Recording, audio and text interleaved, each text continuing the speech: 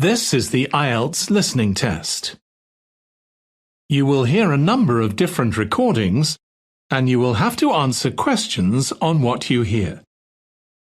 There will be time for you to read the instructions and questions, and you will have a chance to check your work. All the recordings will be played once only. The test is in 4 parts. At the end of the test, you will be given 10 minutes to transfer your answers to the answer sheet. Now turn to Part 1.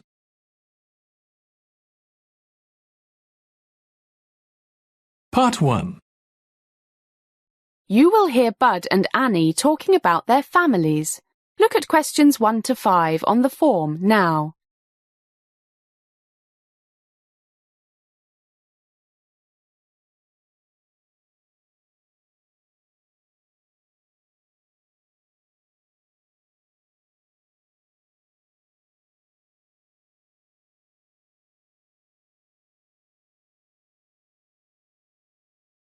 Listen carefully and answer questions 1 to 5. Hi, Annie. How are things? Awful, Bud. Awful. Why? What's happened? It's home. Mum's ill and Dad's been laid off, so he's in a really bad mood, and Susan won't be of any help. Your sister always was lazy. But what's wrong with your mum? She seemed fine last time I saw her. Everything. I think she's really down because of Dad, and her arthritis is playing up again. It seemed the new medicine was working fine. Now she can still move her fingers, but hardly walk. Her toes hurt, and the doctor says she needs a knee replacement. Doesn't sound too good. That's expensive surgery. Got medical insurance? She was covered by my dad's, but that's finished since he lost his job, and money's really tight. A new knee costs about $10,000, so she'll have to put up with it for a while. God, that's awful. Maybe I should mention it to my uncle. The one who used to work at the hospital. What could he do? I don't know, but he knows all the doctors, and maybe there's a way your mum could get the operation done cheaply. It'll have to be really cheap, because they're having a problem paying the mortgage. And my sister won't help out. She's so selfish. Well, I'll give a try. But what's this problem with your sister? Since she won that beauty competition, she thinks she's been acting so high and mighty, won't even help Mum with the housework. Look at questions 6 to 10.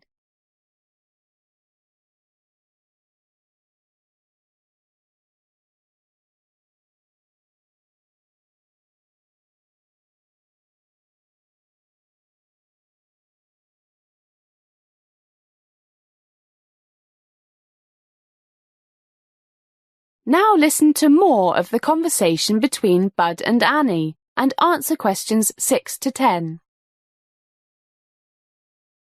Won't help your mum? No, spends all her time in front of the mirror, trying on different lipsticks. Sounds like my cousin. You know her, I think, Marianne. Works at the Holiday Inn. Yeah, I met her at your party, but she seemed very nice. She is till you get to know her. Miss Charming. But she's really conceited, especially since she got promoted. Always putting people down. What about your dad's company? Do you think he might have some work for my dad? Part-time, anything? He just got this big contract for the new supermarket, so he might be looking for some people. And I know he likes your dad, but all his workers have to be Steelworkers Union members. I think Dad's kept his membership up. I'll ask him. Let me know, and I'll check with Dad when he gets back from France. France? Yeah, he took Mum there as a 25th wedding anniversary present. Gosh, it's 5:30. I'm late for work. Gotta fly. See you, Bud. See you. That is the end of Part 1. You now have 1 minute to check your answers to Part 1.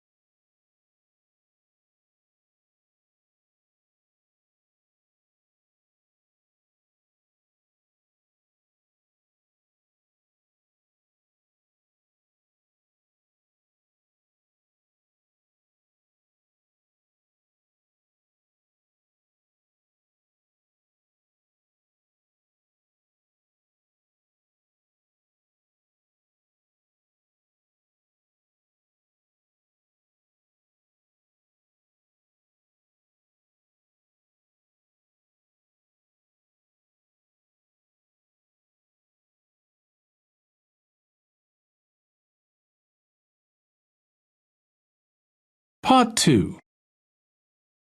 You will hear a bank manager talking about money management. First, look at questions 11 to 15.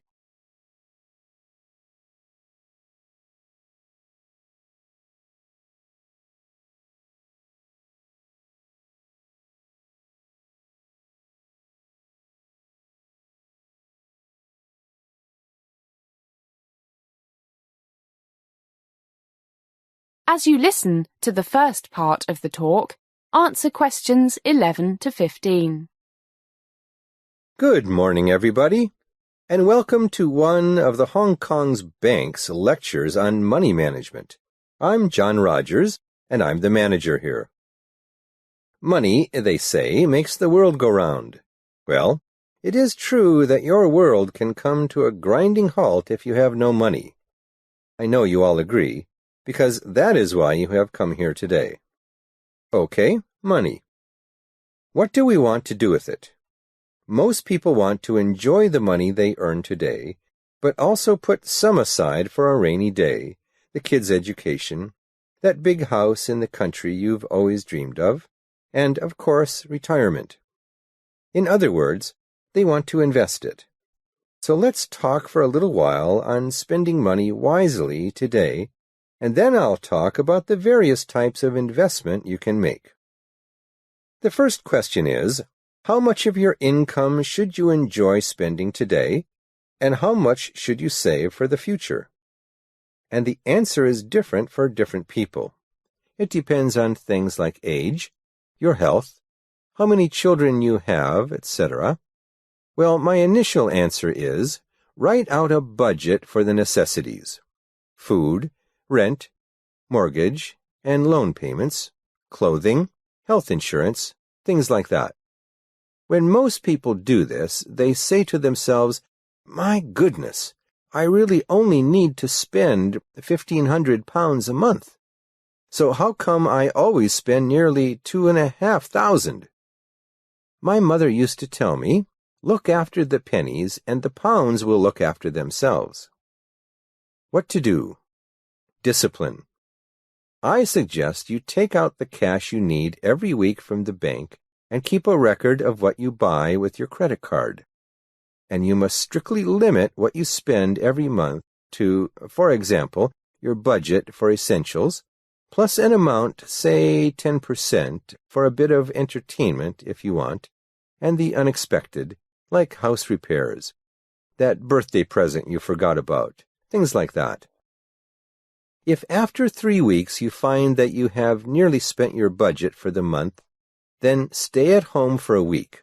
No fancy restaurants or drinking with the boys. As they say, there's no free lunch. As the talk continues, please answer questions 16 to 20.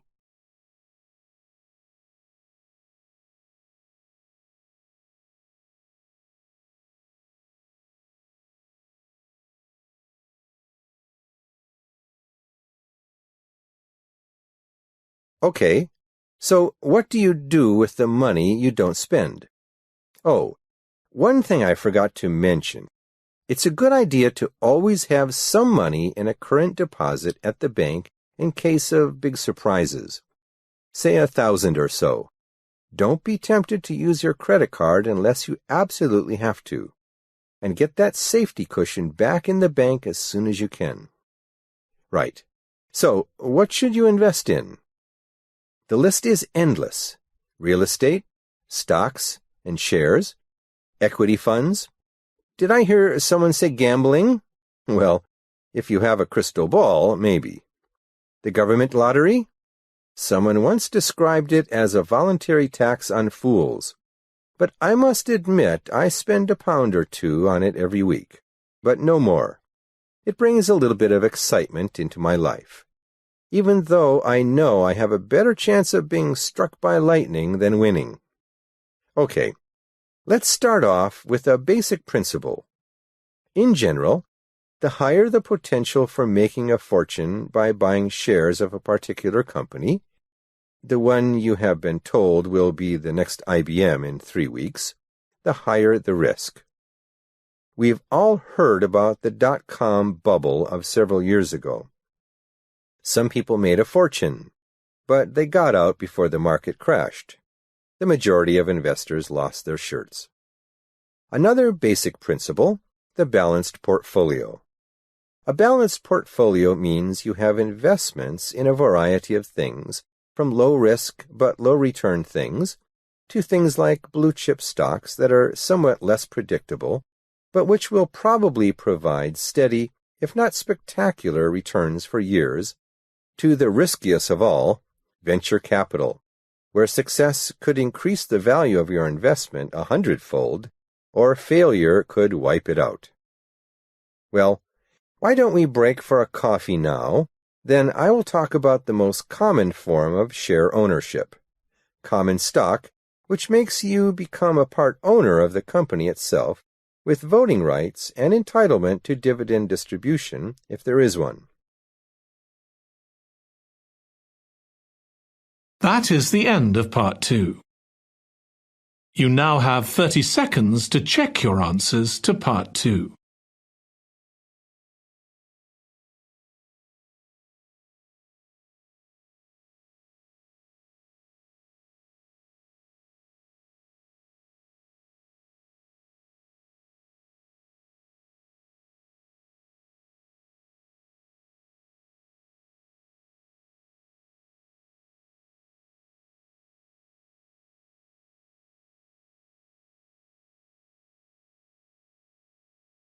Part 3. You will hear a conversation between a student, Andrew, and a student advisor, Monica, about a diploma course. First, you have some time to look at questions 21 to 25.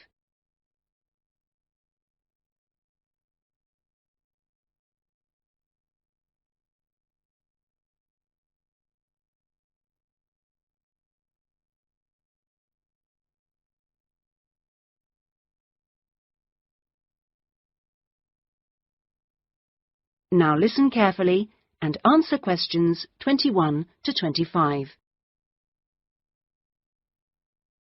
Excuse me, I was told to come here for advice about management diploma courses.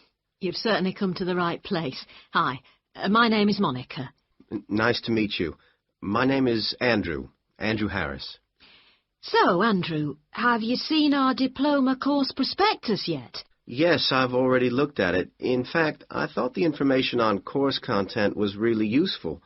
But I'm afraid I'm a bit confused by all the different ways you can do the course.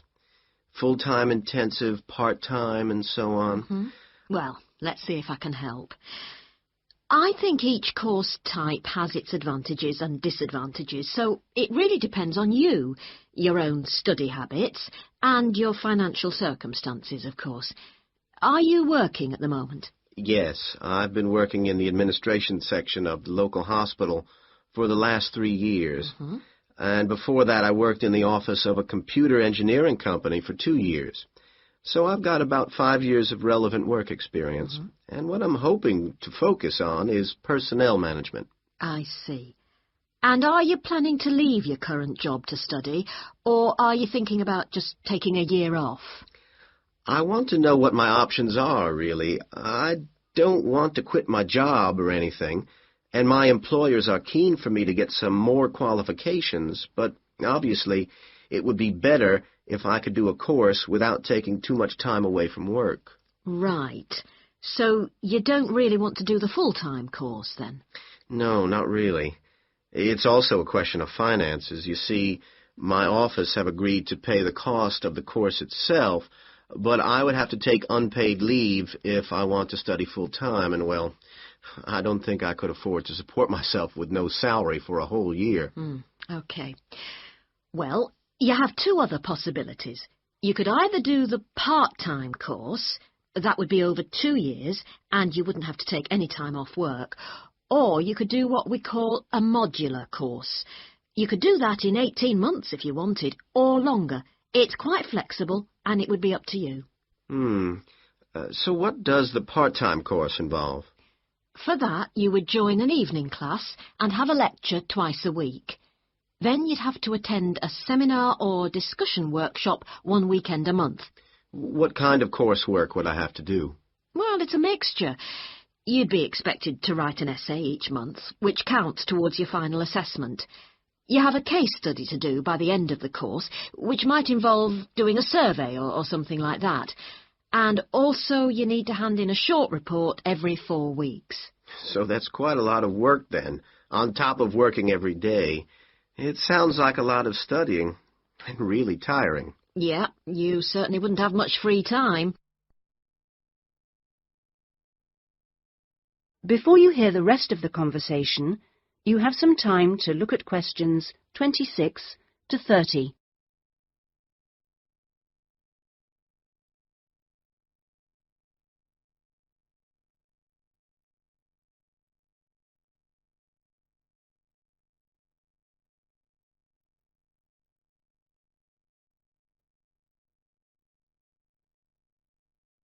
Now listen and answer questions 26 to 30. What about the modular course? What would I have to do for that? Well, that's where you get the opportunity to study full-time for short periods. That way you can cover a lot of coursework and attend lectures and seminars during the day. And each module lasts for 1 term, say about 12 weeks at a time. There are obvious advantages in this. The main one being that you can study in a much more intensive way, which suits some people much better. And how many of these modules would I have to do to get the diploma? The current programme is 2 modules, and then you have to choose a topic to work in more depth. But you can base that on your job, and so you don't need to be away from the office. And how long it takes is up to you. Mm-hmm. The important thing is that you don't have to study and work. You can focus on one thing at a time. Yes, I can see that. It certainly sounds attractive. It would be more expensive, though. I mean, I'd have to support myself without pay for each module. That's true, so that might be a problem for you. Look, why don't you talk this over? That is the end of part 3.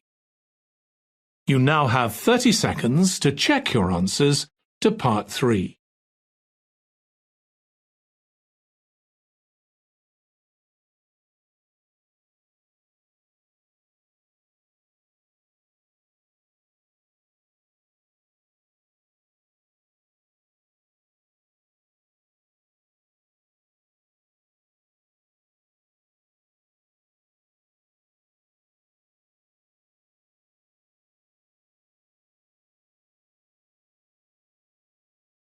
Part 4. You will hear part of a lecture given by an economist about North American women's attitude to money and saving. First, you have some time to look at questions 31 to 40.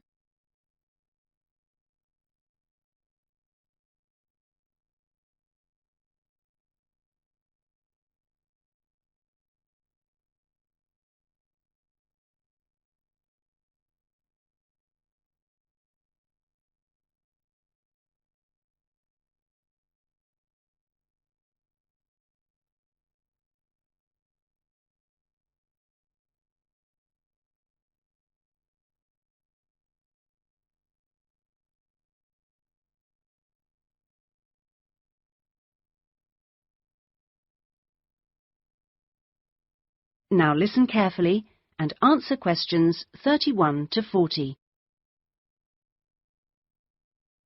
Okay, so we've been looking at the attitudes of various social and cultural groups towards the management of their personal finances, how important they feel it is to save money, and what they save their money for. One aspect that we haven't yet considered is gender. So if we consider gender issues, we're basically asking whether men and women have different attitudes towards saving money, and whether they save money for different things. Back in 1928, the British writer George Bernard Shaw wrote in his Intelligent Women's Guide to Socialism and Capitalism that a man is supposed to understand politics, economics, and finance, and is therefore unwilling to accept essential instruction. He also said, a woman, having fewer pretensions, is far more willing to learn.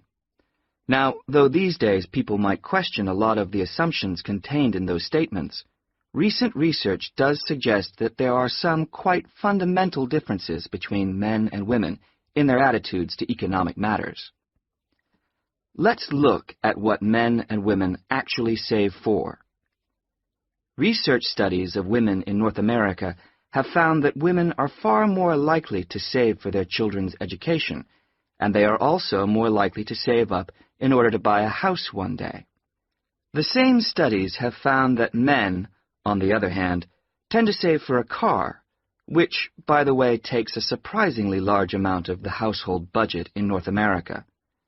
But the other main priority for men when saving money is their retirement. When they're earning, they're far more likely to put money aside for their old age than women are. Now, this is rather disturbing, because, in fact, the need for women to save for their old age is far greater than for men. Let's consider this for a moment.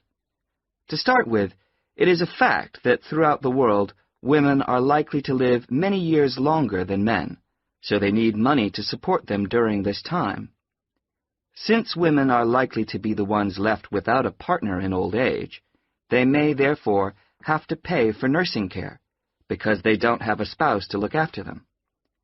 Furthermore, the high divorce rates in North America are creating a poverty cycle for women. It is the divorced women who will most often have to look after the children, and thus they need more money to look after not just themselves, but others.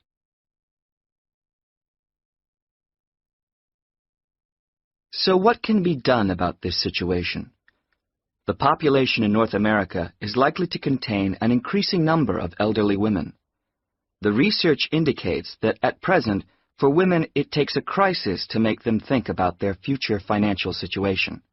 But of course, this is the very worst time for anyone to make important decisions.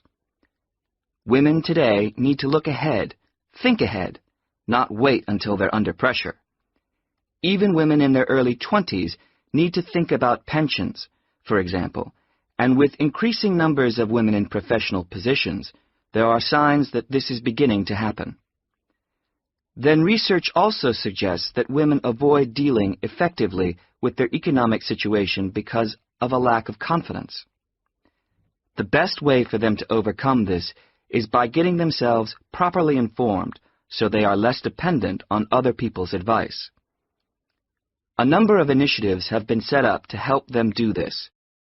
This college, for example, is one of the educational institutions which offers night classes in money management, and increasing numbers of women are enrolling on such courses. Here, they can be given advice on different ways of saving. Many women are unwilling to invest in stocks and shares, for instance, but these can be extremely profitable. It is usually advised that at least 70% of a person's savings should be in low-risk investments. But for the rest, financial advisors often advise taking some well-informed risks. Initiatives such as this can give women the economic skills and knowledge they need for a comfortable, independent retirement. The increasing proportion of That is the end of Part 4. You now have 1 minute to check your answers to Part 4. That is the end of the listening test. In the IELTS test, you would now have 10 minutes to transfer your answers to the answer sheet.